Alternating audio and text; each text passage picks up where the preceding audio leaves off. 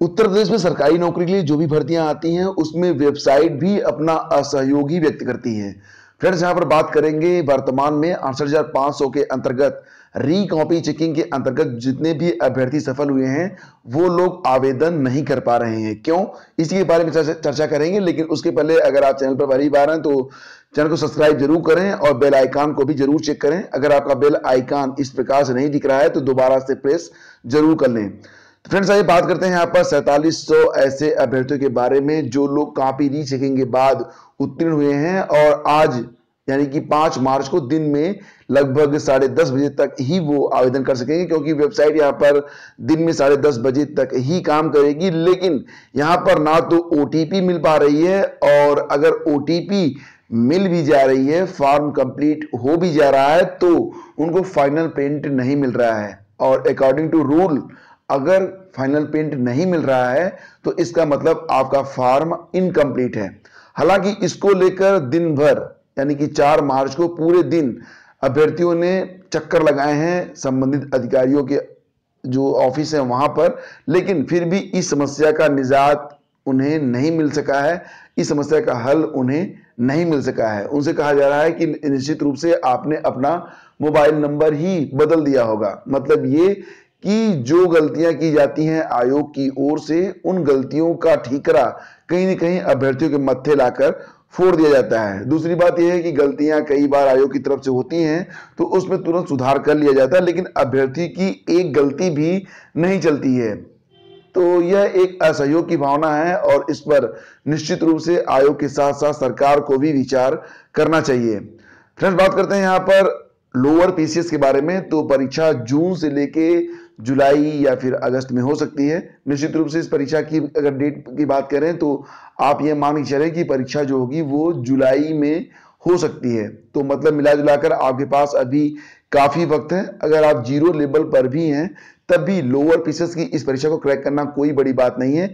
और इसके लिए अब रेगुलर बेस पर मैं प्रैक्टिस सेट आपके लिए उपलब्ध करवा रहा हूं और यहाँ पर मैं आपको कुछ ऐसे एनिमेशन के द्वारा मैप को समझाने की कोशिश कर रहा हूं जो आपको भूगोल और इतिहास की क्लास की कक्षा को बेहद ही इंटरेस्टिंग बना देगी। यानी कि अगर आप इस क्लास में शामिल होते हैं तो निश्चित रूप से आप औरों से अधिक अच्छे तरीके से इतिहास, भूगोल और अन्य विषयों को आप समझ पाएंगे। फ्रेंड्स, आगे बढ़ते हैं और अब बात करते हैं यहाँ पर, जैसा कि आपको पता ही है कि उच्चतर शिक्षा सेवा चयन आयोग की ओर से विज्ञापन संख्या 46 के जंतु विज्ञान, रसायन विज्ञान, भौतिक विज्ञान जो विषय हैं उनके लिए काउंसलिंग कल से शुरू हो रही है, ऑनलाइन काउंसलिंग। लेकिन यहाँ पर एक जरूरी बात यह भी है कि यहाँ पर अभ्यर्थियों के मोबाइल नंबर और मेल आईडी पर सारी सूचनाएं भेजी जाएंगी। बहुत सारे अभ्यर्थी ऐसे भी हैं जो कि अपनी ईमेल आईडी और मोबाइल नंबर वो गुमा चुके हैं या फिर बदल चुके हैं। एक बात मैं आपसे ये कहना चाहूंगा कि अगर आप सीरियस एस्पायरेंट है फ्रेंड्स तो 2 चीजें आप हमेशा रेडी रखिए और कोशिश कीजिए कि वो भविष्य में हमेशा के लिए चालू रहें। एक ईमेल आईडी बनाइए जो कि देखने में थोड़ी सी ऑफिशियल लगे। ऐसा नहीं, मैं देखता हूं कि बहुत सारे लोग होते हैं जिनकी ईमेल आईडी में कुछ ऐसे शब्द होते हैं जैसे कि .love समथिंग हंक, ठीक है। तो ऐसे शब्दों का प्रयोग ना करें। आप सीधे सीधे अपने नाम के बाद अपनी जन्मतिथि या फिर अपने सिटी का नाम या फिर कोई एक अच्छा सा शब्द प्रयोग करके एक ऑफिशियल जैसी लगने वाली ईमेल आईडी बना लें और उसे कंटिन्यू रखें। दूसरी बात यह कि कोई भी एक मोबाइल नंबर, देखिए अगर आपको दिक्कत होती है, बहुत सारे जब कॉल आने लगते हैं आप मोबाइल नंबर चेंज कर देते हैं, तो एक मोबाइल नंबर आपके पास ऐसा होना चाहिए जो कि पब्लिकली ना हो और इसे आप विज्ञप्ति के लिए, फॉर्म भरने के लिए, बैंक में इत्यादि जगहों पर आप प्रयोग कर सकें और इसे किसी भी मतलब कि पब्लिकली इसे किसी को ना दें। और ये चीजें लगातार आप एक्टिव रखें, क्योंकि आगे चलकर जब आप किसी भी विज्ञापन में आप आवेदन करते हैं और आप मोबाइल नंबर बाद में बदल देते हैं तो आपको ही परेशानी होती है। फिलहाल फ्रेंड्स, शिक्षा निदेशक उच्च शिक्षा की ओर से चयनित अभ्यर्थियों को पूर्व में दिए गए मोबाइल नंबर और मेल आईडी पर एसएमएस और ईमेल के माध्यम से ऑनलाइन जो है ये काउंसलिंग की जो सूचना है वो भेजी जा रही है। संयुक्त शिक्षा निदेशक के उच्च शिक्षा डॉक्टर पीके वारसड़े की ओर से तीनों विषयों में 315 अभ्यर्थियों में से अगर किसी के पास एसएमएस और ईमेल के माध्यम से सूचना नहीं पहुंची है या फिर वो अपना ईमेल आईडी और मोबाइल नंबर बदल चुके हैं तो वो आज दिन में 10:45 तक, ये ईमेल आईडी आप देख लीजिए, pkv1956jd2@gmail.com पर इसकी पूरी सूचना अनिवार्य रूप से भेज दें। ऑनलाइन व्यवस्था न होने पर अभ्यर्थी इसके लिए स्वयं जिम्मेदार होगा और एनआईसी के माध्यम से अभ्यर्थी की ओर से दिए गए मोबाइल नंबर और ईमेल आईडी पर ही सारी सूचनाएं आपको भेजी जाएंगी। तो यह एक बहुत ही इंपॉर्टेंट फैक्ट, बहुत ही इंपॉर्टेंट बात है। फिलहाल बात करते हैं फ्रेंड्स, यहाँ पर पूछताछ कर लौटी सीबीआई की टीम, लोक सेवा आयोग में जांच को आई टीम अपने साथ ले गई महत्वपूर्ण दस्तावेज। तो यहाँ पर बात हो रही है यहाँ पर एपीएस भर्ती के अभिलेख के बारे में, जिसको लेकर सीबीआई फिर से वापस दिल्ली चली गई है। पिछले कई महीनों से जांच प्रक्रिया गतिमान है, लेकिन अभी तक कोई भी एक बड़ा चेहरा उभर कर सामने नहीं आया, या फिर सीबीआई ने अभी स्पष्ट रूप से किसी अधिकारी को या फिर किसी कर्मचारी को टारगेट नहीं किया है। अभी तक ये जांच प्रक्रिया जारी है और देखते हैं कि इस प्रक्रिया में आगे क्या मिलता है। हालांकि जितनी भी भर्तियां सामने आ रही हैं उसमें यही बताया जा रहा है कि इसमें भी गलती हुई, इसमें भी धांधली हुई, लेकिन अभी तक कोई भी धांधली स्पष्ट रूप से इंडिकेट नहीं की गई है। पैरामेडिकल के 1937 पदों पर जो है रेलवे ने अपना दूसरा विज्ञापन जारी कर दिया है और इस विज्ञापन के बारे में मैं इस विज्ञापन का पूरा एनालिसिस करके चैनल पर अपलोड कर चुका हूं। अगर आप चाहें तो लिंक वीडियो के डिस्क्रिप्शन में दे दिया गया है, आप उसे जरूर देख सकते हैं। और इसी के साथ फ्रेंड्स, आरआरबी ने 14,288 अभ्यर्थी देंगे ग्रुप डी की परीक्षा। यहां पर बात हो रही है आरआरबी इलाहाबाद के बारे में, ठीक है। तो रेलवे भर्ती बोर्ड के द्वारा पिछले वर्ष ली गई ग्रुप डी के विभिन्न पदों की भर्ती परीक्षा का परिणाम सोमवार को जारी कर दिया गया है और इस परीक्षा में 14,288 अभ्यर्थी आरआरबी इलाहाबाद में सफल हुए हैं। अब आपको बता दें कि इसमें जो आगे की प्रक्रिया है वो अब आरआरसी के द्वारा कंप्लीट करवाई जाएगी, यानी कि जो सीबीटी का एग्जाम था वहां तक का जो मैटर था वो आरआरबी के हाथ में था और अब आगे जो कुछ भी होना है वो आरआरसी के द्वारा कंप्लीट किया जाएगा। अब आगे जो है डॉक्यूमेंट वेरिफिकेशन है और पीईटी है, तो सारी चीजें होंगी और इसके बारे में एक अलग वीडियो में मैं आपको सारी इंफॉर्मेशन दूंगा। फिलहाल आपको बता दें यहाँ पर कि परीक्षा का cut off mark RRB Allahabad ने भी जारी कर दिया है। इसमें सामान्य श्रेणी के लिए कट ऑफ है 74.57579, एससी के लिए है 62.92684, एसटी के लिए है 50.12207 और ओबीसी के लिए है 69.78740, ठीक है। और फ्रेंड्स, ये रहा विज्ञापन जो कि पैरामेडिकल स्टाफ के अंतर्गत जो है जारी किया गया है और इसमें जो भी पद हैं उसे आप देख सकते हैं। हालांकि मैंने कल इस पर एक वीडियो अपलोड किया था, लेकिन मुझे लगता है कि पैरामेडिकल कैटेगरी में बहुत ही कम आवेदन आने वाले हैं। कारण इसका ये है कि इसके लिए कुछ स्पेशल आपके पास डिग्री होनी चाहिए। फर्जी विश्वविद्यालय की यूजीसी की सूची में 2 प्रयागराज के भी शामिल हैं। हालांकि मैंने ये सूची देखी है और ये सूची में कौन कौन से विश्वविद्यालय या फिर ऑटोनॉमस जो डीम्ड यूनिवर्सिटीज हैं वो शामिल हैं, वो सारी चीजें मैं आपको बताने वाला हूं। लेकिन मैं देख रहा हूं कि पिछले कई वर्षों से कुछ यूनिवर्सिटीज लगातार इस सूची में बनी हुई हैं और उसके बावजूद इन पर कार्रवाई क्यों नहीं होती है, ये मेरी समझ में नहीं आता है। तो फ्रेंड्स, यहाँ पर उच्च शिक्षण संस्थानों में नए शैक्षणिक सत्र के लिए प्रवेश प्रक्रिया शुरू होने से पहले विश्वविद्यालय अनुदान आयोग ने फर्जी संस्थानों को लेकर अलर्ट जारी कर दिया है। देश भर के ऐसे 24 संस्थानों की नई सूची जारी की है, जिसमें 23 संस्थानों को फर्जी घोषित किया जा चुका है और एक का मामला न्यायालय में विचाराधीन है। सबसे अधिक 8 संस्थान उत्तर प्रदेश और 7 संस्थान दिल्ली के हैं।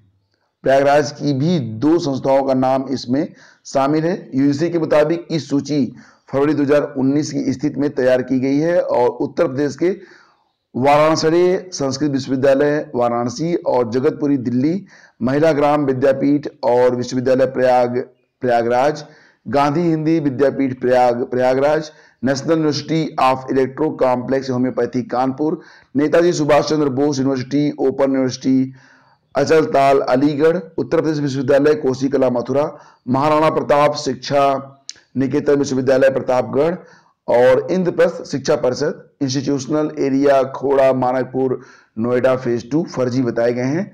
ओडिशा के 3, पश्चिम बंगाल के 2, केरल के 1, कर्नाटक के 1 विश्वविद्यालय इस सूची में है। दिल्ली के commercial university limited, Daryaganj Delhi, United Nations university Delhi, vocational university Delhi, ADR centric, juridical university, ADR house Rajendra place New Delhi, Indian institute of science and engineering New Delhi, Vishwakarma open university for self employment Rozgar Seva सदन नई दिल्ली और आध्यात्मिक विश्वविद्यालय स्पिरिचुअल यूनिवर्सिटी रोहिणी नई दिल्ली को फर्जी माना गया है।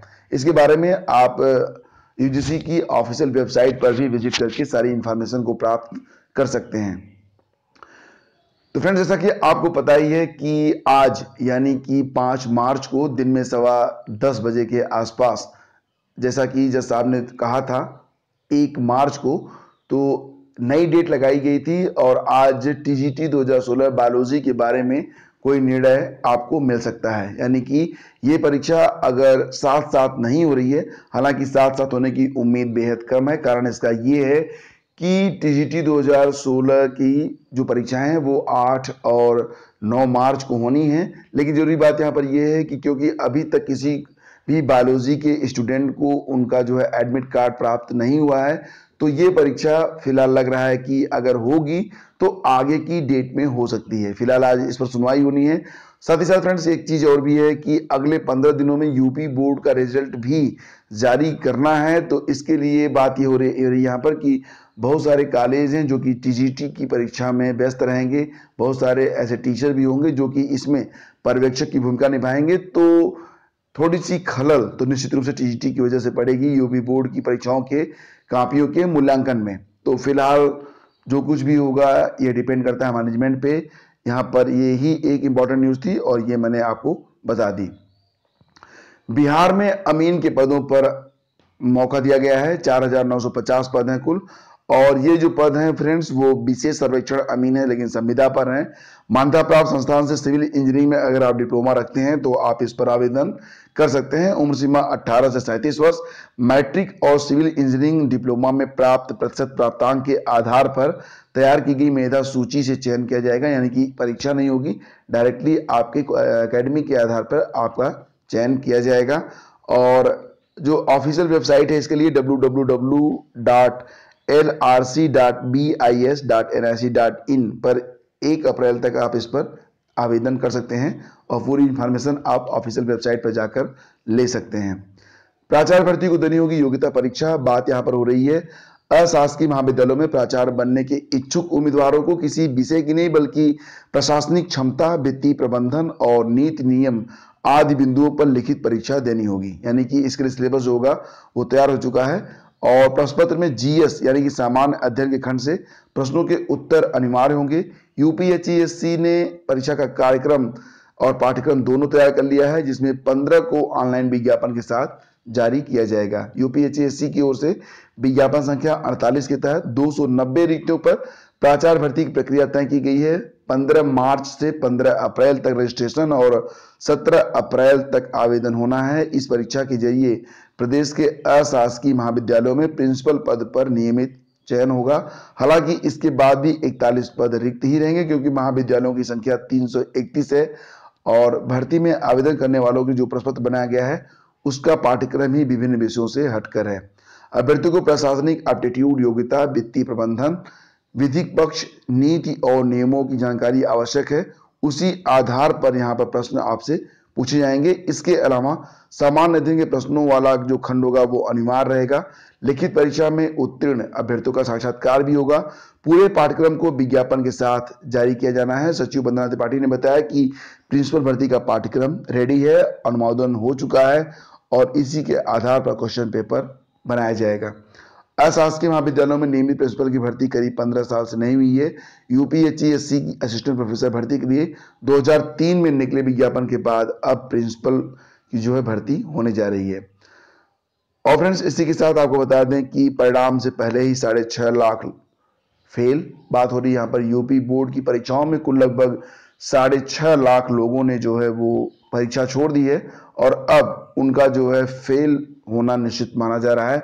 इसी के साथ फ्रेंड्स, यहाँ पर बात हो रही है कि छूटे परीक्षार्थियों की प्रयोगात्मक परीक्षा 5 व 6 मार्च को होनी है। जिला विद्यालय निरीक्षक ने इंटर कॉलेजों के प्रधानाचार्यों को निर्देश दिया है कि सुनिश्चित कर लें कि सभी परीक्षार्थियों की प्रयोगात्मक परीक्षा हो जाए। जिनकी नहीं हुई है उनकी 5 और 6 मार्च को संपन्न कराना सुनिश्चित कराएं, अन्यथा इसकी जिम्मेदारी प्रधानाचार्यों की ही होगी। और एक सूचना के अनुसार शायद दोबारा से आप प्रैक्टिकल परीक्षा में शामिल भी नहीं हो पाएंगे। इसलिए अगर कोई व्यक्ति, कोई छात्र आपके आसपास है तो उसे इस बात की सूचना आप जरूर दे दें। सोशल मीडिया में फ्रेंड्स अगर आप हमें फॉलो करना चाहते हैं तो लिंक वीडियो के डिस्क्रिप्शन में है, या फिर डायरेक्टली आप हमें ट्विटर, इंस्टाग्राम, फेसबुक पेज या फिर टेलीग्राम चैनल पर जाकर स्टडी विद ज्ञान प्रकाश लिखकर सर्च कर सकते हैं। चैनल पर अगर आप पहली बार हैं तो चैनल को सब्सक्राइब जरूर करें, बेल आइकन को जरूर प्रेस करें। और फ्रेंड्स अगर आप समझते हैं इस ज्वाइन बटन का मतलब अगर आप नहीं समझ पा रहे हैं तो मैं आपको बता दूं कि अगर आप ज्वाइन बटन पर प्रेस करते हैं तो आपको 159 रुपए पर मंथ की फीस पर आप इस चैनल को ज्वाइन कर सकते हैं, जहां पर आपको जितने भी लोग ज्वाइन करते हैं उनको करंट अफेयर्स की फ्री पीडीएफ प्रोवाइड की जाती है। तो फ्रेंड्स ये थी आज की पूरी इंफॉर्मेशन, न्यूज जितनी भी हैं उसका एक संक्षिप्त सार, और उम्मीद करता हूं कि वीडियो आपको पसंद आया होगा। पसंद आया तो प्लीज़ इसे एक लाइक आप जरूर दीजिए, क्योंकि आपका एक एक लाइक हमें बहुत अधिक मोटिवेट करता है। हम आपके लिए रेगुलरली और डिसिप्लिन होकर वीडियोस अपलोड करते रहें और आपकी पढ़ाई अच्छे से चलती रहे। फ्रेंड्स मिलते हैं आपसे अगले वीडियो में, तब तक के लिए as always God bless you all and have a nice day.